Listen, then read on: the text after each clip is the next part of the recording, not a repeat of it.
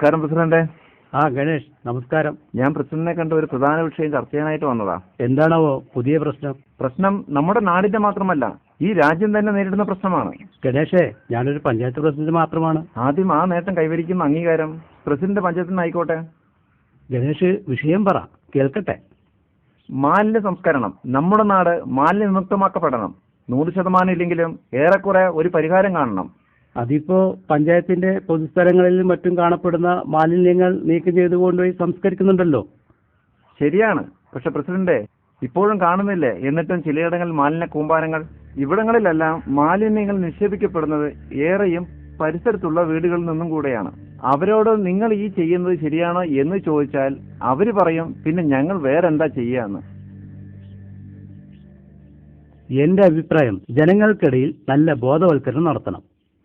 എന്റെ പ്രസിഡന്റ്, ബോധവൽക്കരണം കൊണ്ട് ഇതൊന്നല്ല ഒരു കാര്യത്തിനും ശാശ്വത പരിഹാരം കാണാൻ സാധിക്കില്ല. പിന്നെ ഗണേശ് എന്താ ഉദ്ദേശിക്കുന്നത്? പ്രസിഡന്റ്, നമ്മുടെ പഞ്ചായത്തിലെ ഓരോ വീടുകളിലും ബയോഗ്യാസ് പ്ലാന്റുകൾ സ്ഥാപിച്ചാൽ മാലിന്യ സംസ്കരണത്തിന് ഒരു പരിധിവരെ പരിഹാരം കാണാൻ കഴിയും. തീർന്നില്ല പ്രസിഡന്റ്, സൗജന്യമായി പാചകവാതവും ജൈവവളവും കിട്ടും. ഇതിന്റെ ആശയം കൊള്ളാം. എന്നാൽ പിന്നെ അങ്ങനെ ഒരു പുതിയ പദ്ധതിക്ക് തുടക്കമിട്ടുള്ള പ്രസിഡന്റ്? പരിഗണിക്കാം.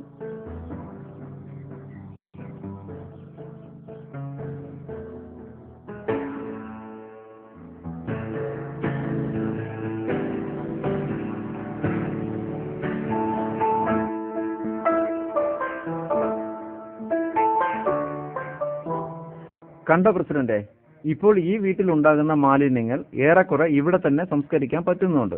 മാലിന്യങ്ങൾ പുറത്തു കൊണ്ടുപോയി പാത്തും പതിയും വലിച്ചെറിയേണ്ട ബുദ്ധിമുട്ടില്ല. പിന്നെ അത്യാവശ്യം പാചകം ചെയ്യാനുള്ള ഗ്യാസും കിട്ടുന്നു. വീട്ടിൽ തന്നെ ഉണ്ടാക്കുന്ന അടുക്കള തോട്ടത്തിനുള്ള ജൈവവളവും കിട്ടുന്നു. അപ്പോൾ നമ്മുടെ പരിശ്രമം വിജയിച്ചു. തീർച്ചയായും. ഇനി നമുക്ക് 100% മാലിന്യങ്ങൾ സംസ്കരിക്കാനുള്ള പുതിയ സംവിധാനങ്ങൾ കണ്ടെത്തി പ്രയോജനപ്പെടുത്തണം.